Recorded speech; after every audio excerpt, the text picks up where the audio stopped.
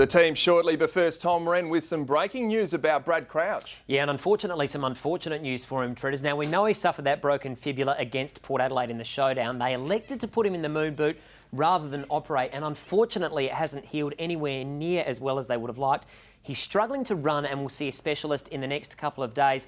There are now fears he'll need surgery and that he could miss another 8 weeks on the sidelines. A big blow. Yeah, big blow, and not great news, but I'm actually hearing surgery is a fair chance next week because there's no other option. But we're moving on to the teams, and Brenton Sanderson has shaken the tree for this must-win game against Collingwood, and they've made some changes, Rennie. Haven't they, Tredders? Have a look at them. 5 changes for the Crows. A couple of big ins, we know that. Richard Douglas, Tex Walker among those, and a few others as well. But have a look at the outs. Now, Tom Lynch, we know, is one of the big outs for them with the broken jaw.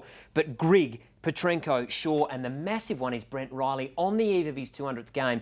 Gee, you get the feeling that he's really going for now or never this year with Brenton Sanderson. Well, you don't want to slip to 3 and 5. It's simple as that. Brenton Sanderson, I like the move. Yep, fine, someone's going to miss out on their milestone. There's still plenty of chance for that. But this is ruthless, and this is exactly what Adelaide need to do tomorrow night at Adelaide Oval. Well, he said that decision to axe Brent Riley has weighed heavily on his mind, the coach.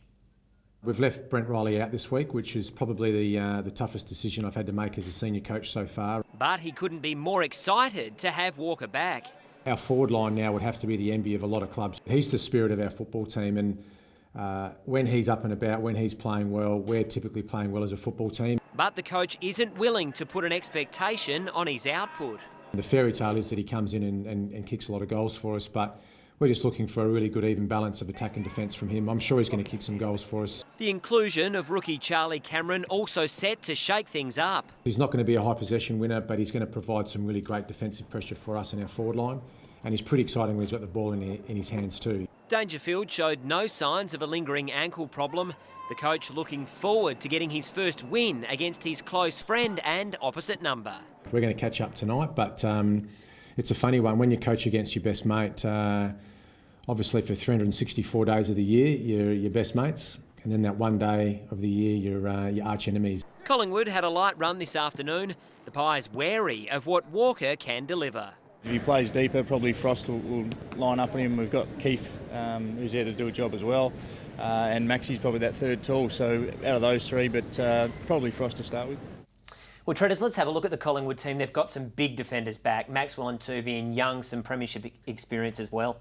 Yeah, there's big. Maxwell is a huge in, but the Pies trained at Adelaide Oval a short time ago, and Corey Norris kept a close watch. Corey, did you like what you saw? Yeah, good evening, boys. I did like what I saw. Of course, Collingwood is a team desperate to continue their stranglehold on the top 4, and they certainly will be boosted by the return of those 3 players that you've just mentioned. Now, they did have a light run here this afternoon, nothing too special, just a bit of a kick and a catch, but they got a feel for this new stadium, this new surface, but they won't fear playing here despite the 53,000 Crows fans that are expected through the gates, because this has been a happy hunting ground, Adelaide, for Collingwood in the past few years. They've won their past 4 against Adelaide over here. They haven't lost since 2006. They'll certainly be backing themselves in to do it all again tomorrow night, setting up what is a mammoth challenge for the Adelaide Football Club. Boys? Thanks, Corey. Brilliantly done. Well, Tredders, 5 out of 6 last week with your tips. Come on, let's go the perfect round. Well, I'm going Collingwood. Adelaide fans won't like me, but they've won their last 4. They've dominated 8 of their last 9, so I have to go with form there. Tredders. But I'm giving Matty Pavlich the up. I think they'll beat Geelong over in Perth for his 300. Well, you're in red hot form, but I hope you get one wrong tomorrow night. I know you do. Thanks, Rennie.